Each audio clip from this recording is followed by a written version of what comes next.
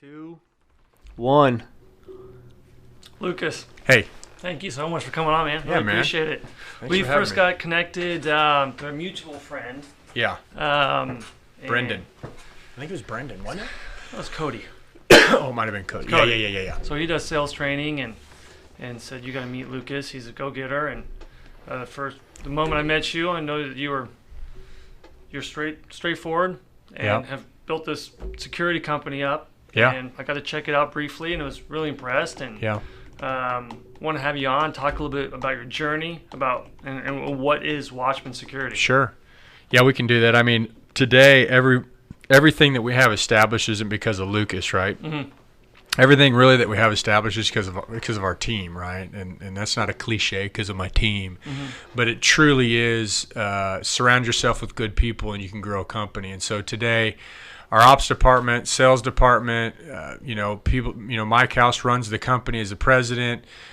Just the sales staff that we have, our field technicians. It's really the whole team that really has helped grow Watchmen and become a presence here in Kansas City. And really, we're becoming a name that people can trust. Mm-hmm. We want to be Kansas City's first choice. Mm-hmm. One of our passions is to influence an industry, impact people's lives, and be the best. And so our team really rallies around that and really pushes the mission and the vision and the goal forward. Doesn't mean we're perfect. We have issues when things come up. We're dealing with stuff all the time. But really, we have clean hearts and pure minds, and we're pushing forward the vision to really impact the industry, like I said, and affect people's lives and be the best. Yeah. So our niche is security. That's just kind of what we do. But we're really in the people business. So And there's so many different kind of sectors of security now. Yeah. What do you guys specialize with in security? So everyone always asks, do you guys do guards? No. We're electronic, right? So some people, a good question that we ask people is you've probably never had issue with service from your security contractor, right? You've probably never had schedule delays from your security contractor. You've probably never had just issues that come up with the security contractor. And we always ask people that. Most of the time, sometimes there's issues there that we can reveal and help and overcome some of that stuff. So really, we're electronic. So big or small, we do it all. 2 doors and a motion on your home. Mm-hmm. We'll do home automation, thermostat control, lights, locks, the whole thing. Or we'll come in and we'll do it. We'll do a big building. We'll do a up to $1 million project, right? So where they have cameras and access control and the card swipes and the cameras and the fire alarms in there and the intrusion alarm, and we do all that, and we wrap it all together, one platform, all in the cloud, where people can manage it and monitor and things like that. So Do you guys use a specific software that's different from Watchmen to put all that together, bundled? Yeah, so when we go to market, we're looking for technology partners. We don't have any proprietary information that we use ourselves, but when we're looking for technology partners, we're looking for people that, number one, can answer the phone, right? Mm-hmm. Because however they serve us is how we're going to be able to service our customers. Mm-hmm. So we're looking for service, we're looking for technology, and we're looking for advancements. And so if those three things kind of line up, not even necessarily pricing first, then we'll use that product and go to market with that product. So we use a product now that's cloud hosted. We're in the 21st century. Cloud's only going to get more popular. It eliminates a lot of servers crashing, and I got disaster recovery, and how am I going to back this up? Who's going to dust it off? Who's going to power? All the stuff that comes along with a traditional on-site server. All that kind of goes away now. We wrap it all together in bundled cloud services for security. It's an app. It's easy. Remote connectivity. We can service it better. So that's kind of our go-to when it comes to that. Mainly just electronic cloud. Yeah. And we're using companies that align with that. Are you seeing a lot of clients shifting to, we call it on the IT space, Internet of Things, where your whole house is connected. Whether you put your phone on the table and it's charging, and now it's connected to the stereo system, and then it's connected to Spotify. Same with the refrigerator and the bathroom mirror, and they're all hooked up to IT. In my eyes, in working, well, not my eyes, but what I've been hearing from cybersecurity firms is that those are all access points for hackers to get into. Yeah, they are. And so I think we all, especially as Americans, we all want the latest bells and whistles, and we want to get our whole house or office, hooked up, and the Internet of Things, everything connected. Yeah, right. What is that? How's that Has that just created a bigger market for you? Yeah, so there's a benefit and a drawback to everything, right? Mm-hmm. So the greater good, there's a good and then there's an evil to any good, right? So, having thermostat control where I can control it and do all that stuff and automate and have the lights and do all this stuff, it's great. Mm-hmm. But the drawback is that, there's people that can get in there and get into your information. Mm-hmm. So since that is so new, there's going to be some issues that are going to come along with that. Mm-hmm. Our solution, though, provides a cloud-hosted platform. So really they'd have to get through, we partner with a guy, Dean Draco, who invented the spam filter, okay? Mm. And he owned Barracuda Networks, which did, firewall security, right? So he basically partnered with Michael Dell to go start our partner's company.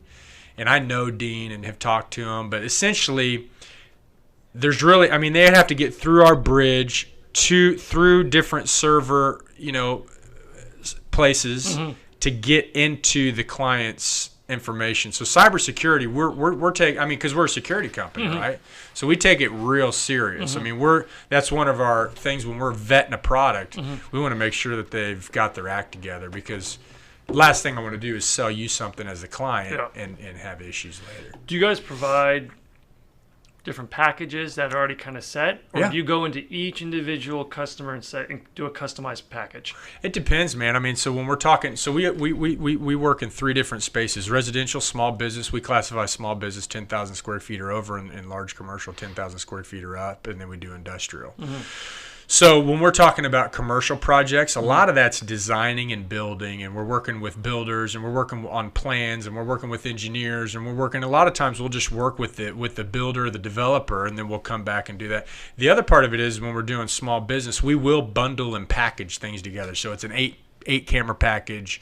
It's a 16 camera package with a couple access doors with intrusion.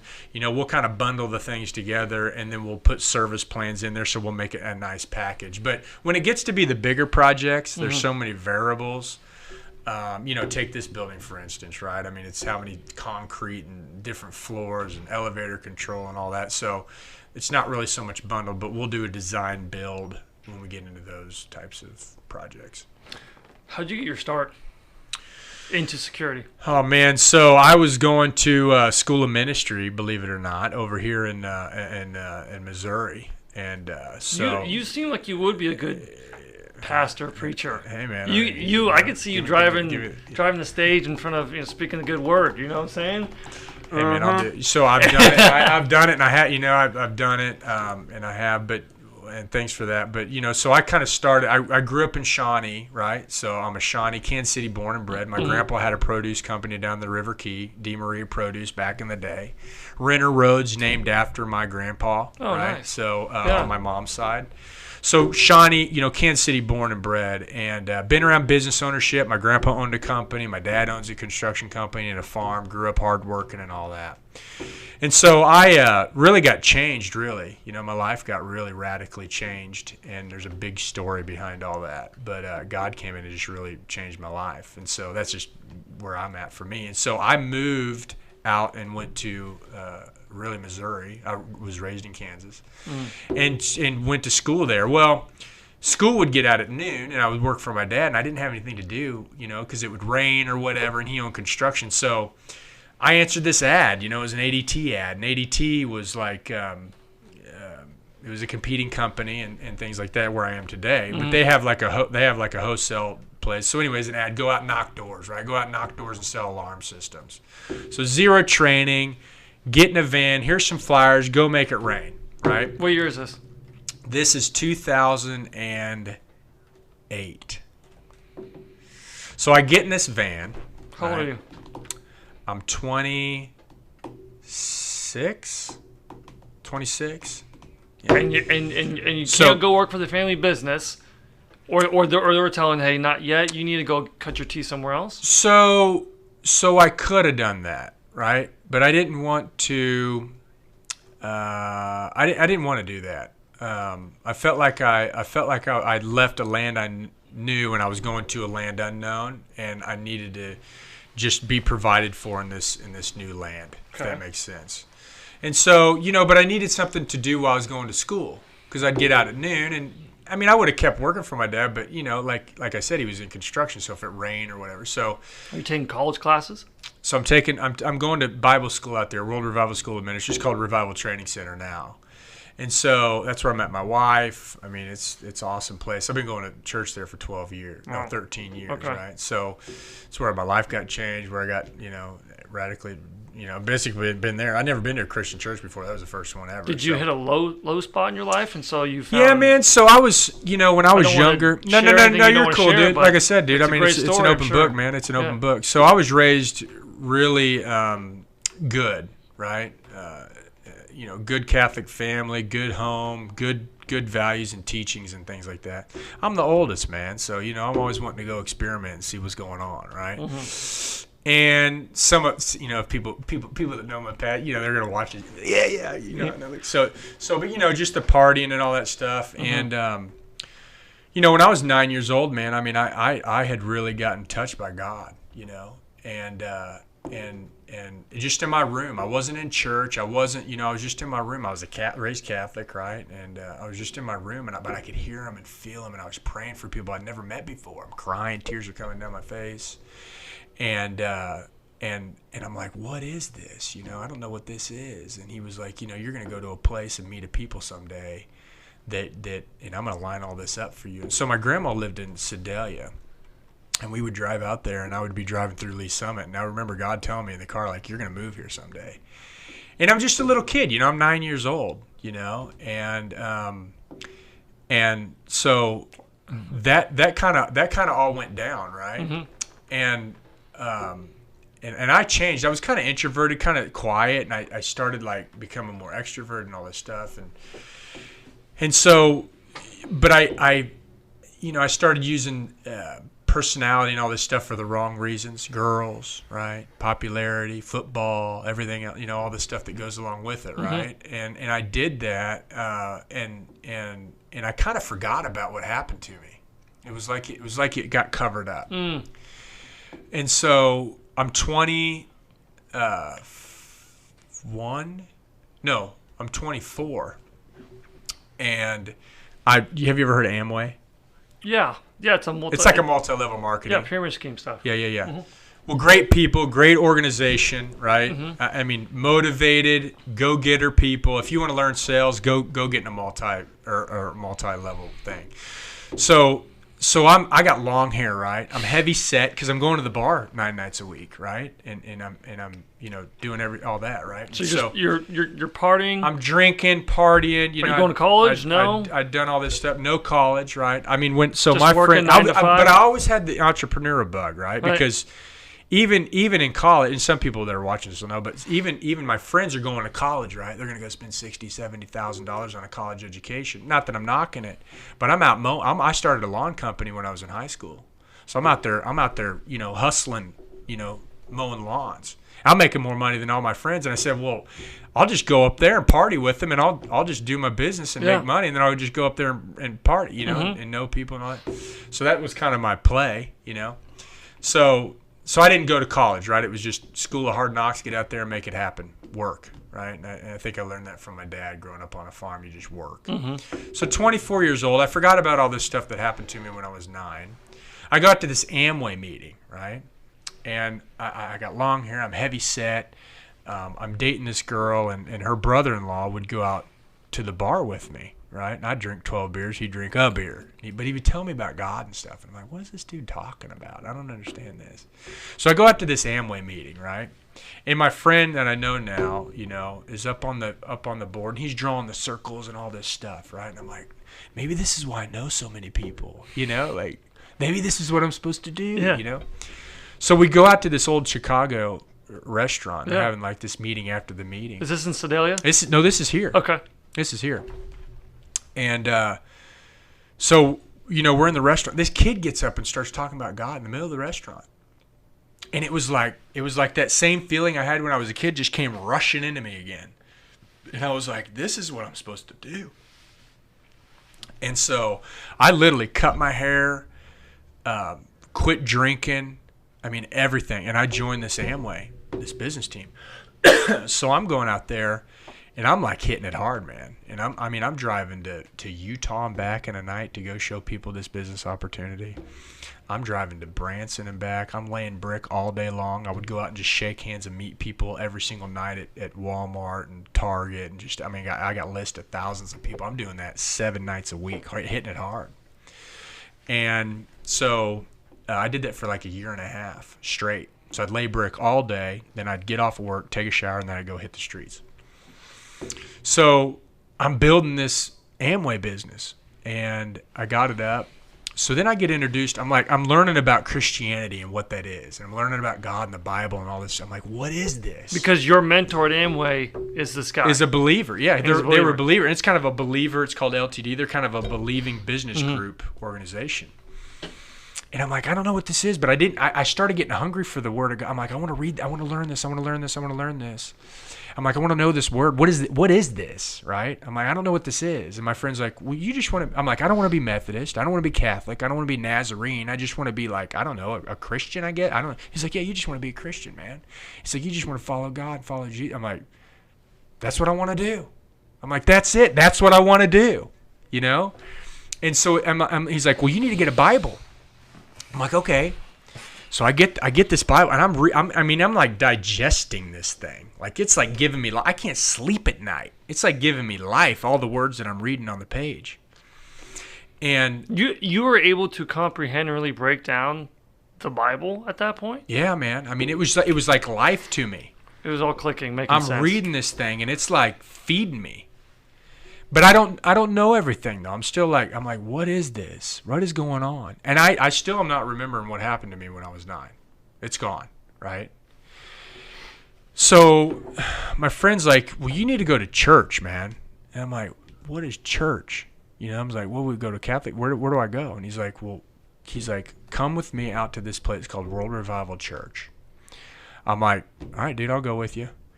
And he's like, it was the guy that sponsored me in the business. And his old pastors were on staff there. Okay, I'll go out there. So it's Easter Sunday in 2007.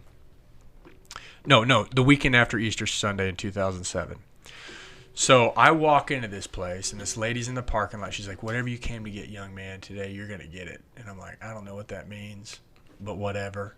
So I roll in, and I got my friend John with me. Matter of fact, if he sees this, he'll probably start. So I roll in. We're in the back of the church, right? Dustin Smith, he plays for Integrity Music. He's out in Nashville now. Anyway, so he's up there just hammering the keys and worshiping and doing all this stuff. And I'd never lifted a hand or anything like that ever. I mean, I'd never done anything like that. And so I'm back there, and he's like, you know, the Bible says lift your hands and shout to the Lord, and you should do that. And you know, and then, so I'm just like naive. I'm just like, okay, shoot, I'll do it. So I start doing that. And it was like God met me, man. And I'm sitting there, and I'm like, what is this? Right? Tears are rolling down my face. I'm like, I don't know what this is. What is going on here? And I'm like, God, where have you been? Where have you been? And he goes, no, Luke, you got it all wrong. Where have you been?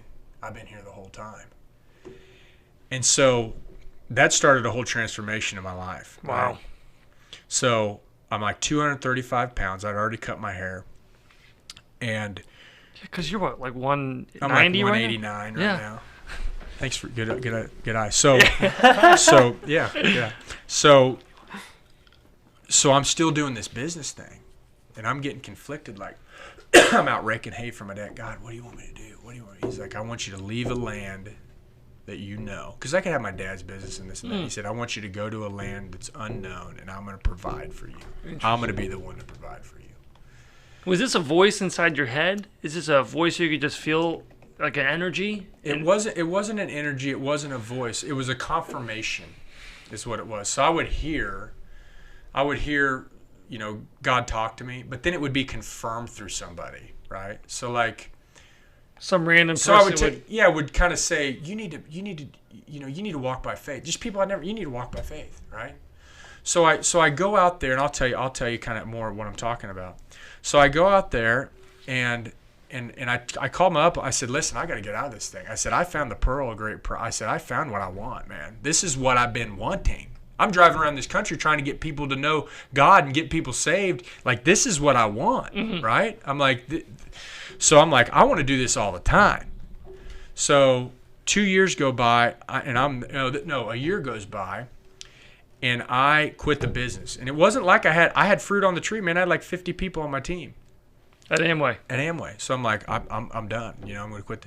So I quit that, and I said, I'm going to take all my energy and effort, and I'm going to go put it into this school of ministry. I'm just going to go hard for God, full on, read the books, do this. I'm going to go full on and learn this stuff. So I start going to school of ministry and learning that. Well, why would you quit the thing that got you introduced into God? Because, man, it was like I wanted to know him more. And it was like I wanted to go deeper with him. Okay. And I felt like I was at kind of like a surface level. It's kind of like your wife, when you first meet her, but you don't know you're not married, but you don't know your wife till you're married, and you're married for a little bit, And so it was kind of like I wanted to know. I didn't want to go build the business anymore. I wanted to go impact people's lives. I wanted to be changed, right? And so I could show you an old picture of me, and you'd be like, dude, that dude got changed. I mean, I literally got changed. It was like a Paul on the road to Damascus change. I mean, literally. Hair, face. I mean, I don't even look the same.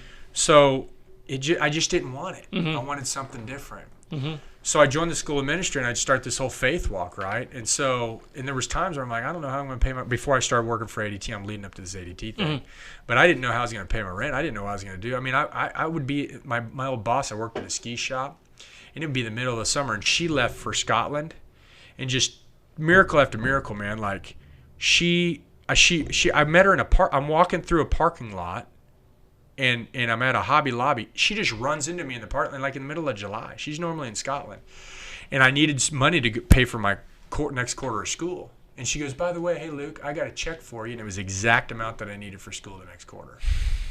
She's like, normally not here. So then I'm like, okay. So then like some time goes by. Then she lets me live in her house. She's paying me to live in her house.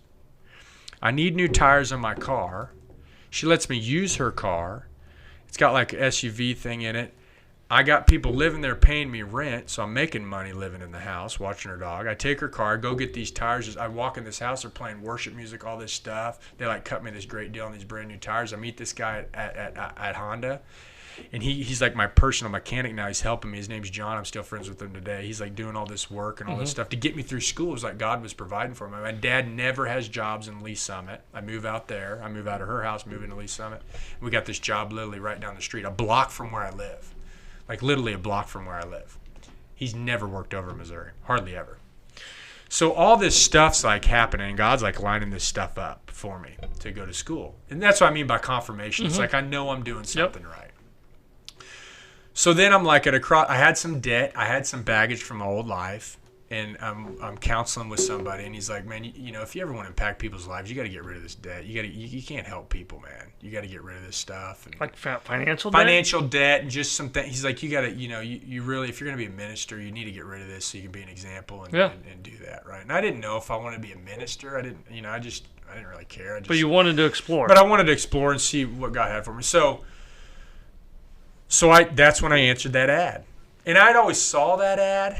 The ADT? The ADT ad when I was... And that's also a competitor with Atronic Alarms? Yeah, so ADT is a corporation, right? And they kind of go after the same food. So they go after... I'm telling you, these people are going to be like, well, this dude's nutty. They have a dealership, and they sell paper to corporate, okay? And this is just my personal story. Yeah. Right? And then they have corporate that's going after the same client base. Well, I worked for a dealer that we would write paper and then we would sell it to corporate. So again, God's showing off. I walk into here, no training, okay? Here's some flyers, here's a van, go out there and sell. Okay, now I had my Amway stuff. So I roll in, and literally I'm like, falling on my face the first night. The second night I go out and I'm like making some deals. I'm like wrote 2 deals. Third night I go out, I'm like writing 3 deals. So I told him, I said, listen, man, I'll come on board. I'll work for you guys, but I got to have Thursday night off so I can make it to service because I'm in school. I got to do this, right? They're like, okay. So I'm working less nights a week, but I'm selling like 3 times as much as everyone on the team. right? So my manager's like, dude, what are you doing, man? What are you doing? I'm like, I don't know, dude. I'm just out there selling. I didn't have any training. I'm just out there telling people about it. So that went about a year and a half goes by, okay? And they asked me, they said, do you want to become a manager? I said, I don't know if I want to do that. I didn't know if I want to manage people and all that. So I thought about it. I said, okay, fine, I'll be a manager. So this is 2008. The economy's tanking, right? Everything's going down. I didn't have any. People probably aren't buying that much. I didn't have any clue. They're saying, I'll just lock the door. Yeah. Thank you very much. Yeah. So, but come to find out, the owners are like, this is the best sales team we've ever had in here, right? I mean, we're doing like 100 deals a month. Wow. When the economy's tanking. Wow. I'd made more money during that time than I'd ever made. Why do you think that is?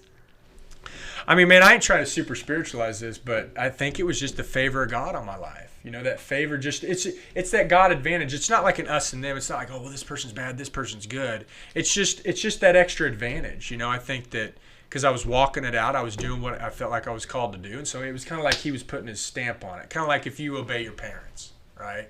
You obey your parents, you get all the benefits of your parents, right? So it's kind of the same thing, right? I mean, that's the only thing I could put my finger on. Yep. So we're just killing it, man. We're killing it, yeah. You know, and rocking it and doing this. And so a year goes by, and I'm working, and I'm just like, man, I felt like I just need to go do my own thing. You know? It wasn't anything because you're an entrepreneur at heart. I think so. It wasn't anything against the owners. It wasn't against, you know, and I said, I'll give you a month, whatever. And we have a great relationship today, but I just wanted to go do my own thing. Well, now one of the owners actually works for us at a distribution warehouse and sells us parts. So it's kind of cool how all that worked out, right? But great guy, awesome people, you know, got the utmost respect for them. But I just wanted to do my own thing. So I just roll out, man. It's just me and my wife, man. She's finishing up her school. We were just newly married, 2012, okay? And I just start rolling around. I got a little Honda Civic, man. We're out knocking doors. I'm just trying to do it. Well, the first year in business, man, we get hit with everything, right? We're hiring 1099 contractors to sell and this and that. We don't know you couldn't do that. You couldn't tell them where to go, and just all the stuff that comes with business. Any business owner watching this understands it. You know, the IRS is saying we need to pay back taxes on these people. So we did because we didn't know. That's what ADT did with us. We were 1099 employees, right? Well, that's what we did with our employees. We thought that's what you did. I didn't know if they were 1099, they had to have their own LLC and everything. You know, they had to have their own thing going. Right. You couldn't tell them where to go, what to do, what to wear, and all that stuff. So anyway, so we did that. We paid that and got that through that. And just first year business stuff, I think everything hit us, you know. It would be real easy to give up at that time. And that was 2012 This is 2012 into 13, our first year in business. And how did you convince your wife to go hustle with you? Go into business? Dude, it was just like, you know, she's 9 years younger than I am. Oh, yeah. I think she was just so naive. She didn't know. You know, it was kind of like I just was. No, just kidding. But she was just on the ride with me, man. Yeah. I mean, she's a good partner. You know, she's like, I mean, she's with me, dude. Lock, step, and barrel. You know, and so it's been awesome on this journey with her. You know, and she's been a great support player for me and to help and through. I mean, I couldn't have done it without her, man. There's just no way. I'm too rough around the edges. Do you guys have different roles, different personalities that integrate into the business, or are you both very similar?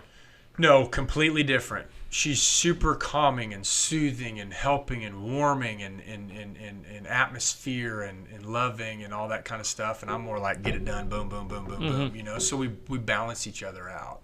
She's more of a thinker. She's more of a risk adverse, more than taking risk.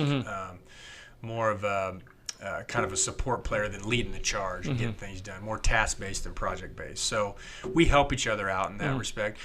That poor girl has done everything, though, dude. She's done the accounting. She's done the ops. She's done everything, man, because it was just me and her. She had to do it. You know, who else was going to do it? How many employees do you have now? 25. What was the hardest year of the business? Hardest. Because it's been what? Hardest year. Less than 10 years now? Just under? Yeah. 8. Does it feel like 8? It kind of does. Kind of feels like 10 sometimes, you know, because we've grown. I mean, we've gotten, you know, But, everything has challenges. You got people. Now you got different challenges. You got how are we going to go to the next, a $3 million business has different challenges than a $5 million, than a $10 million, than a 15, than a 20, than a 30 million. There's just different phases in the game that you get. There's different challenges that come about. I mean, our building, we found our building. It was awesome. Some old lady owned it and owned electronic, sold Honeywell electronic. I just happened to run into her. I got this building, like a super sweet deal. We bought the building. A guy that I ended up going to high school with, I didn't even know. He's over in Raytown. He owns a car lot over there.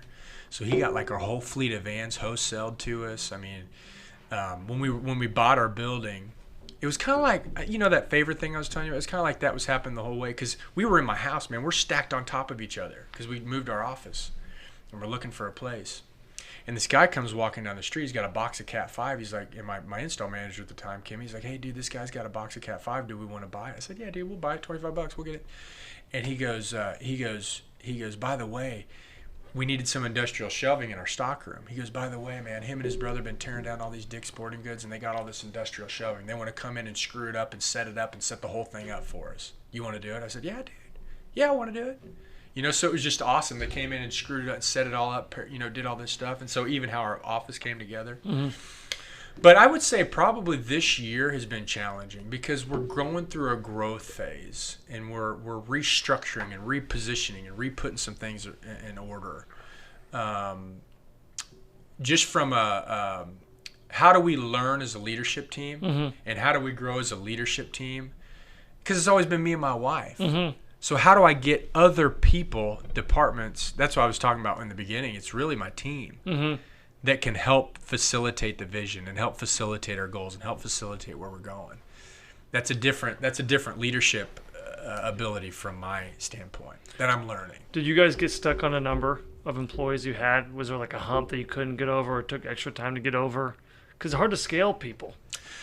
We kind of blew through it, man. We went from like 15 to boom, and we're even now though we're scaling back. So I would say we're right now about that 25 to 20. Mm-hmm. We want to get good people on the bus, good to great. We want to get rid of the people that don't belong there. We hire people and fire people based on core values. Mm-hmm. So do they line up? Do they have attitude? Hungry, humble, teachable. Are they responsible? Do they have no excuses, take responsibility? Do they have integrity? They do what they say and say what they're going to do. Are they servants? Do they serve our team and our customers above themselves? And are they excellent? Do they put forth 100% of the time? So we are diligent. You go in my office and ask anyone in my office, they're going to know those core values. We hire, fire, and promote around core values. It's the glue that holds our organization together. I love that. It's like, awesome. Dude, it is no joke. I mean, literally, I don't care if you are selling $50 million a year. If you have a rotten attitude, yeah, boom, you gone. Yeah. So it's huge. That's that glue. It doesn't matter if there's 20, 30, 40, 50, 100 of us. It's that glue that holds us together. So that's kind of where we're at now. Did you need a big loan to start the business? Bootstrapped everything, man. So I started out, I was driving around in a little Honda Civic, man, just watching my overhead, watching my cash. I couldn't compete with the big boys here in town because they had, big pockets. They're subsidizing all these contracts. So I started rolling around a rural community, man, because I grew up in a farm. And I'm selling people alarm systems out there. Mm-hmm. No one else is servicing them. Mm-hmm. So I'm going out there and doing it. Then people started asking me, hey, do you do cameras? Do you do cameras? Yeah, I do cameras. Yeah, I can figure it out. So I'm learning how to wire them up and hook them up and do all this stuff, right? I didn't know how to do cameras, but I'm an entrepreneur. I'm going to figure it out. So I'm learning how to hook them up, wire them up, do all this stuff. Then it just so happened a guy contacted me that I knew at ADT. He said, man, my health's bad, dude. Will you come help me on a job? I said, yeah, I'll help you. So I roll out there, and he's not showing up. And we go out there, and he says, man, my doctor says if I keep doing this, I'm going to die of a heart attack. I said, man, I'll buy your business. I got like $2,500, dude. And that's all I got. I'll buy your company. And he says, man, I've always wanted a good person to run my company. And he said, that's the only reason I'm going to do this. So I had like 100 and some alarm accounts and some good like Harley Davidson and things like that for camera customers. Well, he was primarily a camera company. So I was like learning all this camera stuff so that I could take over his company. And then my school, yeah, it's crazy, dude. So then my school, the church I go to, they're building a 40,000 square foot, or renovating retrofitting a 40,000 square foot building. So I don't know how big this building is, but it might be bigger than that. So And they're like, do you do security and fire? I said, yeah, I can do it. I've never done it before. Hopefully they don't see this. But but I'm literally, dude, that's my second hardwired job I'd ever done. So I met a guy in a parking lot. Great guy. His name's Pat. Awesome guy. And he said, I'll show you fire alarm, man. And so he came out and showed me all this, and we set it up and did this and did that. And I learned how to do fire alarms on that building and learned how to do hardwired security systems on that building. Calling tech support, learning relays, learning sirens, learning all the keypads and how to do different partitions and all this stuff, man. So then that's how I got into access control. My dentist needed an access control door. And then I met another guy named Roger, huge respect for. And he showed me access control. And then I started doing buildings downtown and introduced me to some people. And I'm doing Big Brothers Big Sisters, the Fishnet building. I'm doing 2101. I'm doing 1800 Baltimore. I'm doing all the great people. I'm meeting all these great people, and all these doors are opening up. And I think it's because I put myself in a position to win, and I was willing to learn. And that's how we got into this thing, man. So my I've done everything.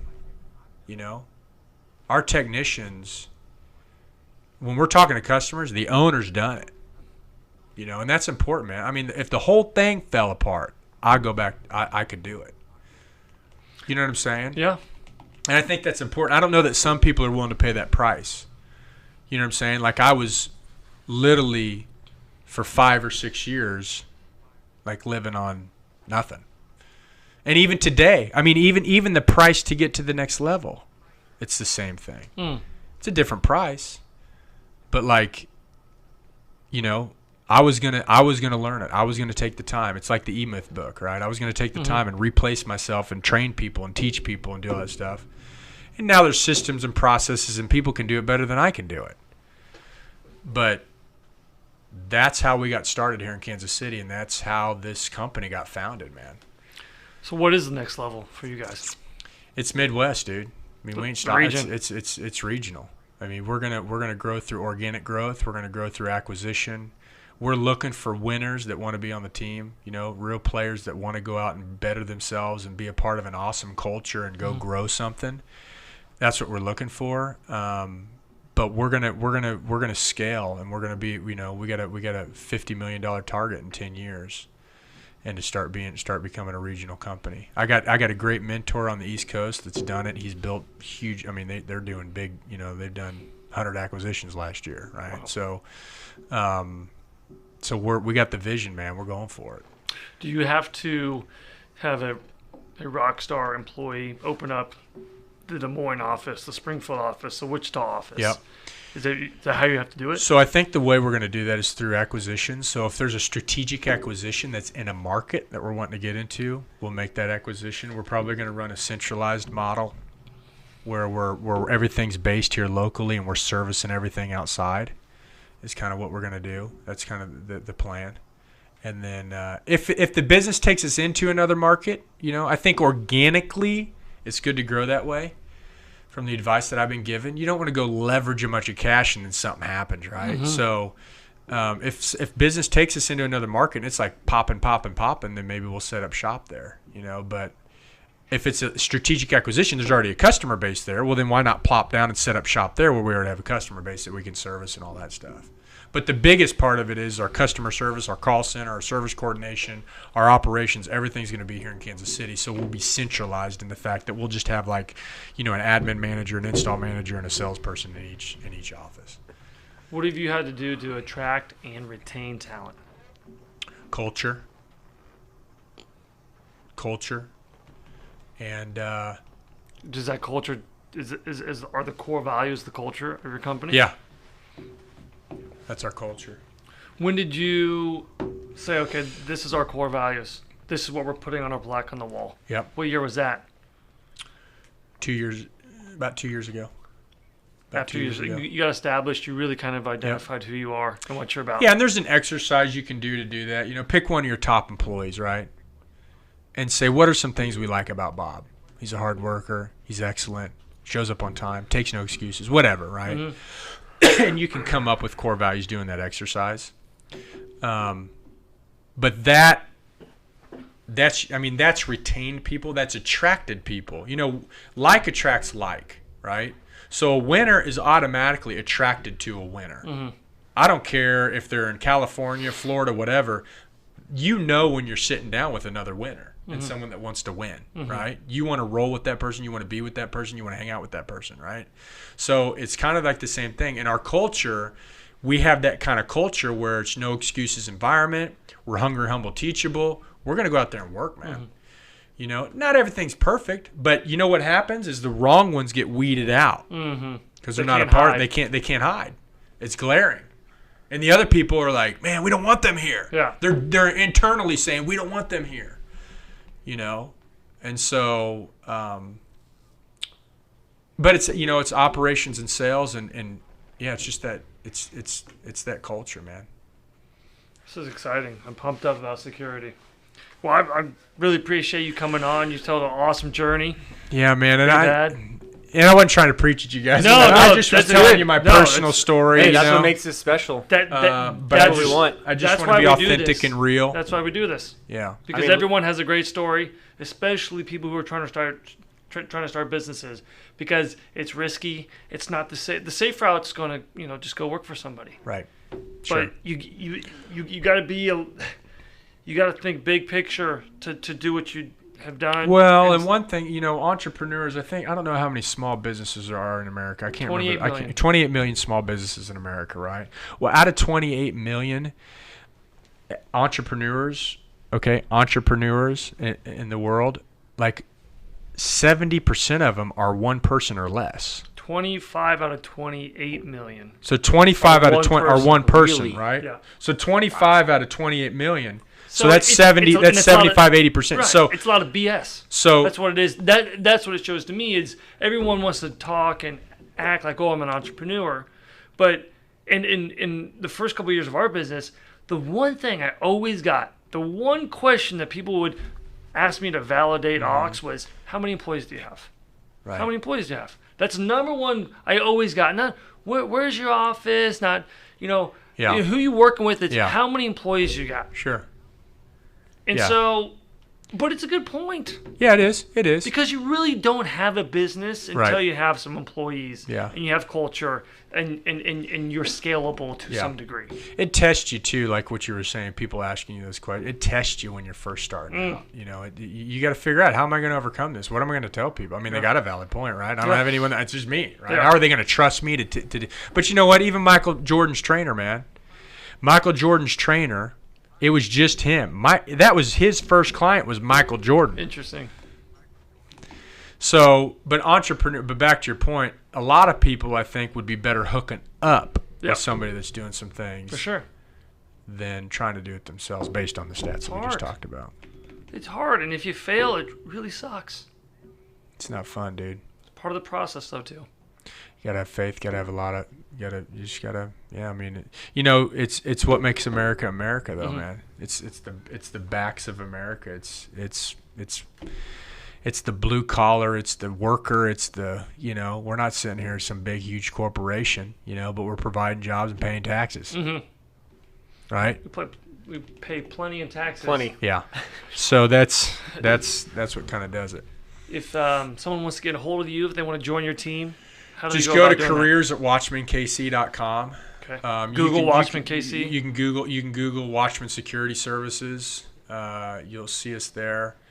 You're on LinkedIn. You can call our office 816-744-8900. I'm on LinkedIn. Hit me up, DM me. Whatever it takes, man. I mean, it don't matter. Shoot me an email, lucas@watchmenkc.com. So, awesome, man. Anything else you want to add? No, man, just love Kansas City. Glad to be a part, and thank you guys for, you know, having me sit in on this. Yeah, no problem. Great. Thanks, dude. Thanks, man. Yeah, Appreciate it. for sure.